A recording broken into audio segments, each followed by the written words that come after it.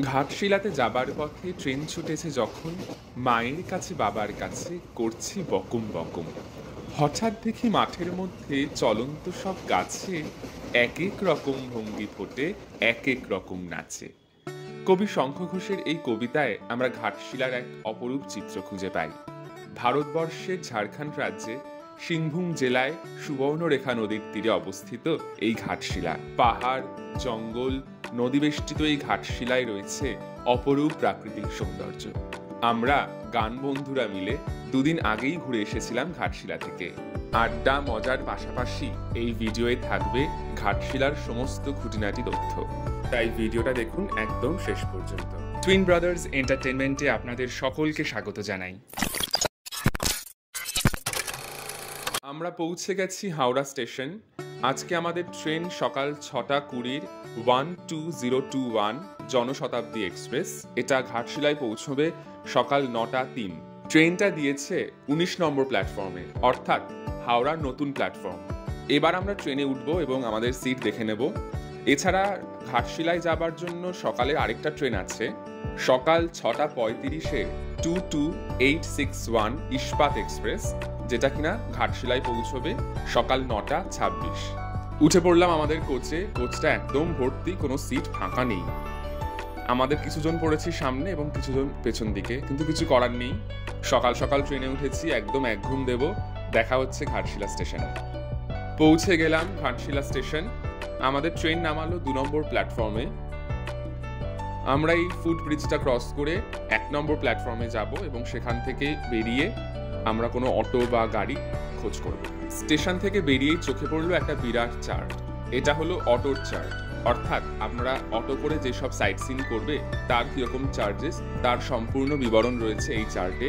এর সাথে আপনারা যে সমস্ত হোটেল বা রিসর্ট বুক করেছেন স্টেশন থেকে সেখানে পৌঁছানোর জন্য কীরকম রেট তাও রয়েছে। সমস্তটাই বলবো, তার আগে আমরা অটোতে উঠি, রাস্তায় যেতে যেতে কথা হবে। বাহ, সকাল সকাল এরকম একটা সুন্দর রাস্তা দিয়ে যেতে যেতে মনটা ভালো হয়ে গেল। স্টেশনের বাইরে যে চার্টটা দেখলেন সেখানে চোখ বোলালেই দেখতে পাবেন 1 সাইড এবং 2 সাইডের উল্লেখ।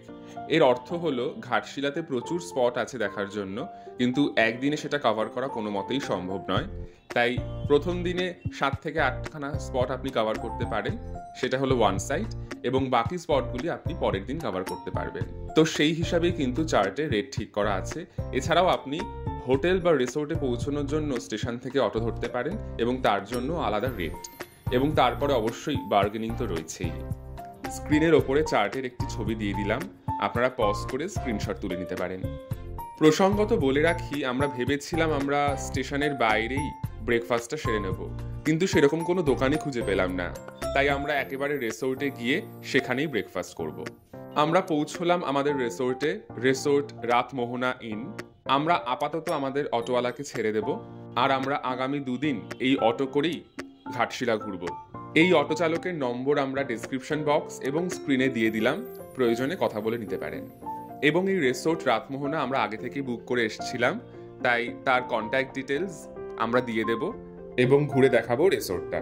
রিসেপশনে চেক ইন করে আমরা ঢুকে পড়লাম রিসোর্ট রাতমোহনায়। চারদিকটা বেশ সাজানো গোছানো, পরিষ্কার পরিচ্ছন্ন।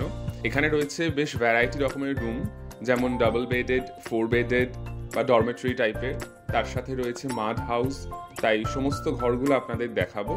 এছাড়া রয়েছে ছোট্ট পার্ক মতো, যেখানে দোলনা, স্লিপ, বাচ্চাদের রাইডস সমস্ত রয়েছে। রয়েছে খড়ের ছাউনি দেওয়া ছোট ছোট ডাইনিং স্পেস, কি সুন্দর লাগছে দেখুন। এবং এই রিসোর্টে যেটা সব থেকে লোভনীয় তা হলো সুবর্ণরেখা নদীর পাড়। রিসোর্টটা এত সুন্দর, তাই আমরা ঠিক করলাম আমরা সব থেকে বেশি সময় কাটাবো এই রিসোর্টেই। তাই আগে ব্রেকফাস্ট করব, তারপর ফ্রেশ হয়ে লাঞ্চের পর আমরা সাইট সিনে বেরোবো। তারপর যে কটা স্পট আমরা দেখতে পাবো দেখলাম, এবং বাকি স্পটগুলো আমরা নেক্সট দিন কভার করব। চলো একে একে ঘরগুলো একটু দেখিয়ে দিই।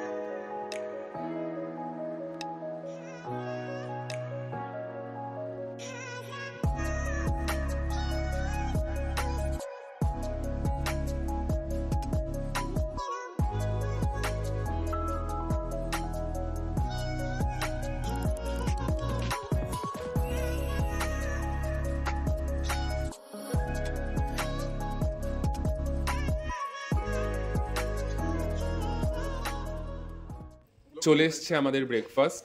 আমরা অর্ডার দিয়েছিলাম bread toast with butter, 4 piece bread দিয়েছে, বাপরে, এবং তার সাথে ডাবল ডিমের অমলেট। আর চা তো মাস্ট। ফ্রেশ হয়ে আড্ডা মারতে মারতেই আমাদের সামনে চলে এলো লাঞ্চে আমরা নিলাম প্রত্যেকে ভেজ থালি এবং তার সাথে আলাদা করে মাছ বা ডিম, কেউ চিকেন বা মাটন। নর্মাল দামের থেকে এখানকার প্রাইস রেটটা একটু হাই, এবং সেটা খুব স্বাভাবিক, কারণ এটা একটা রিসোর্ট এবং তাদের নিজস্ব কিচেন রয়েছে।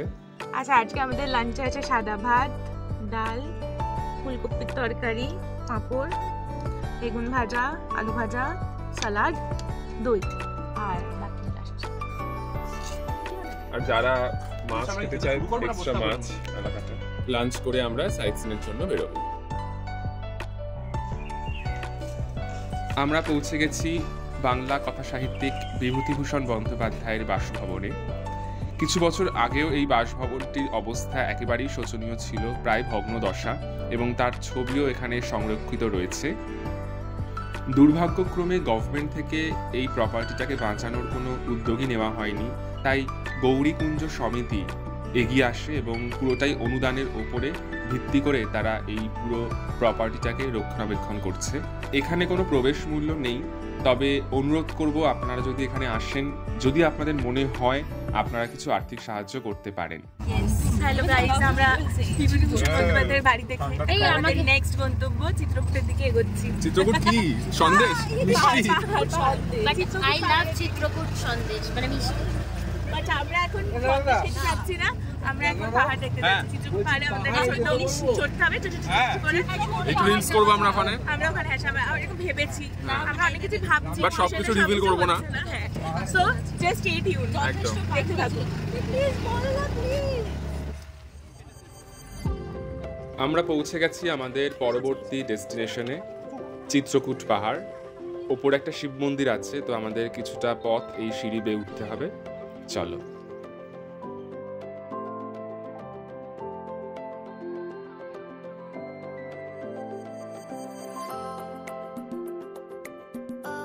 এই বড় বড় পাথরগুলো ডিঙিয়েও আরো উপরে উঠা যাবে। এই দুটো স্পট কভার করতে করতে আমাদের সময় হয়ে গেছে সানসেট পয়েন্টে যাওয়ার, কারণ এখন সূর্যাস্ত প্রায় হতে চলেছে, তাই আমরা এখন সেখানে যাব। আর এই সানসেট পয়েন্ট আর কিছুই নয়, এটা সুবর্ণরেখা নদীর একটা পার, তো সেখান থেকে খুব ভালোভাবে সূর্যাস্তটা দেখা যায়। তাই চলো বেরিয়ে পড়ি। আমরা এখন দাঁড়িয়ে আছি সুবর্ণরেখা নদীর তীরে। সূর্য অস্ত যেতে চলেছে, সূর্যটা একদম লাল হয়ে রয়েছে, তবে জানি না কতটা ক্যামেরায় ধরা পড়ছে, কারণ সামনে থেকে নিজের চোখে দেখার অভিজ্ঞতাই আলাদা। সত্যিই খুব সুন্দর লাগছে পরিবেশটা। চলো একটু নিচের দিকে নামা যাক।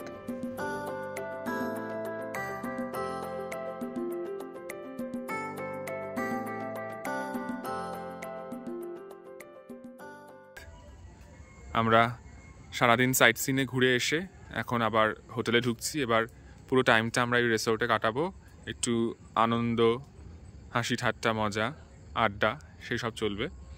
আর চট করে দেখিয়ে দিই তোমাদের রাতের ভিউটা। রিসোর্টের রাতের ভিউটা কিন্তু কম ভালো নয়, লাইট দিয়ে দারুণ সাজিয়েছে। চলো একটু জাস্ট ঘুরে দেখিয়ে দিই, তাহলে দেখতেও ভালো লাগবে, তোমাদের একটা আইডিয়াও হবে। এইদিকে রয়েছে একটা সুভিনিয়ার শপ, মানে এখানে ছোট্ট ছোট্ট প্রচুর হাতের কাজ, তোমরা এগুলো কিনতেও পারো এসে এখান থেকে। দেখো বেশ কত সুন্দর সুন্দর জিনিসপত্র রয়েছে। এই যে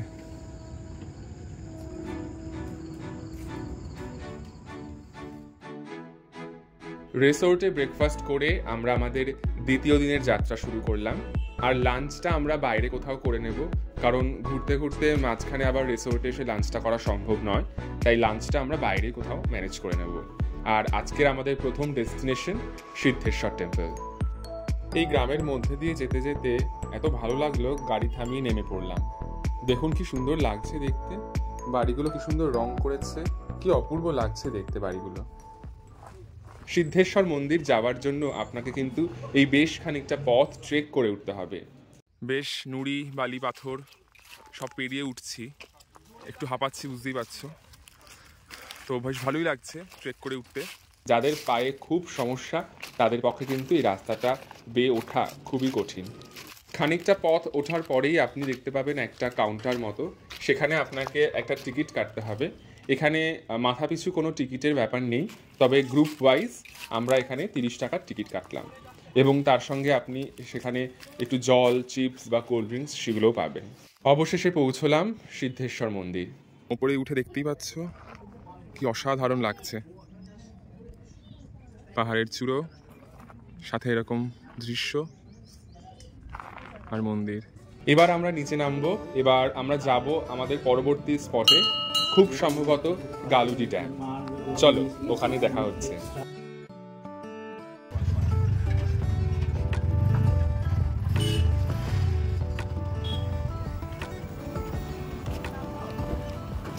আমরা এখন এসে পৌঁছালাম গালুডি ড্যাম।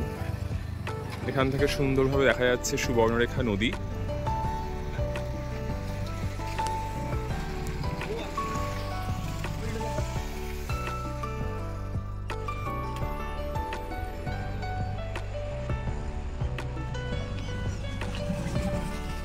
Hey guys! যদিও ড্যামে জল নেই।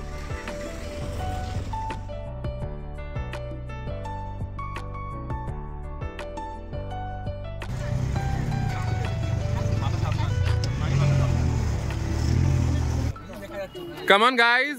সবাই একদম ঝিমিয়ে গেছে কেন? আমাকে দেখে কি মনে হচ্ছে ঝিমিয়ে গেছি?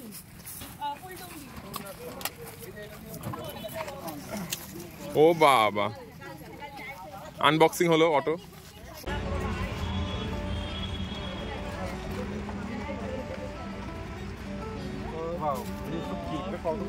এটা কত বললেন? This is 300 rupees.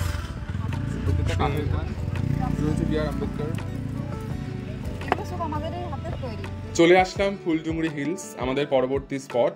তবে বলবো সবাইকে, সাজেস্ট করব এই স্পটটা বাদ দিতে, কারণ এখানে দেখার মতো কিছুই নেই।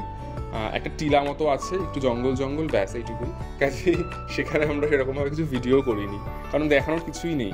আমরা এবার সোজা চলে যাব বুরুডি লেক। প্রচণ্ড খিদে পেয়েছে, তাই বুরুডি লেকে ওখানেই প্রচুর ঝুপড়ি আছে, সেখানে আমরা লাঞ্চ করব। শুনেছি দেশি মুরগির ঝোল পাওয়া যায়।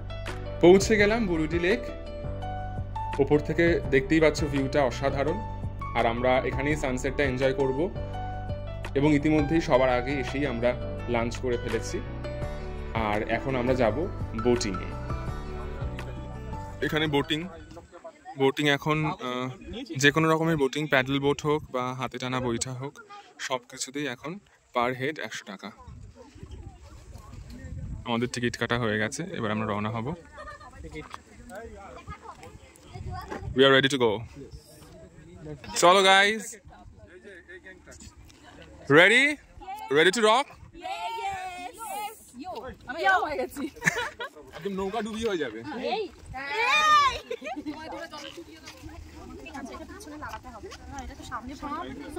দাদা করে ফেলছে, চলে আসুন।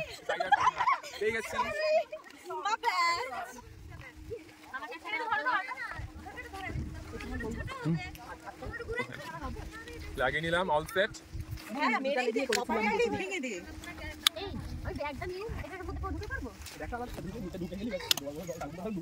রেডি? আমরা এখন নৌকো করে যুদ্ধ জয় করতে যাচ্ছি। আমার মাথায় চুলটা উপরে উঠে গেছে, যদিও লেকটায় জল নেই, আমরা কেউ ডুবে গেলে কুতিবা আমাদের বাঁচাবে। হ্যাঁ, ওই জন্য। চল চল চল।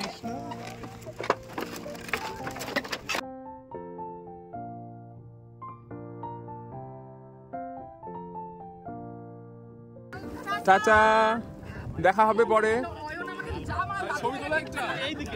আমরা এখন রয়েছি বুরুডি লেকে। অসাধারণ সানসেট দেখতে পাচ্ছ, মানে একদম অস্তগামী।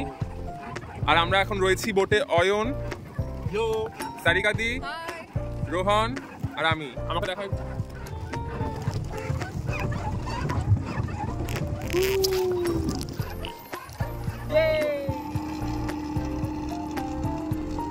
ভিডিওর শেষে এবার আপনাদের একটা খরচের নমুনা দিই। প্রথমেই বলি থাকার খরচ। আমরা ছিলাম রাতমোহনা রিসোর্টে। এখানে double bedded room 2500 per day এবং 4 bedded room 2800 per day. 4 bedded রুমে কিন্তু 5 জনও থাকা সম্ভব। সিজন অনুযায়ী দামের হেরফের হয়। আর অন্যান্য রিসোর্ট বা হোটেলের কিন্তু মোরাললেস এই একই খরচ। তাও কিছু রিসোর্ট এবং হোটেলের ডিটেলস আমরা ডেসক্রিপশন বক্সে দিয়ে দিলাম, প্রয়োজনে দেখতে পারেন। এবার আসি খাবার খরচে। আপনি পার মিল ধরতে পারেন 150 থেকে 200-র মধ্যে। এবার বলি গাড়ির খরচ। 2 দিন ঘাটশিলায় অটো করে ঘুরতে খরচ পড়া উচিত পার অটো 2500 টাকা। তাহলে ঘুরে আসুন ঘাটশিলা। আর আপনাদের কোনো প্রশ্ন থাকলে নির্দ্বিধায় কমেন্ট করুন কমেন্ট সেকশনে। দেখা হচ্ছে পরের ভিডিওয়ে। দেখতে থাকুন টুইন ব্রাদার্স এন্টারটেইনমেন্ট।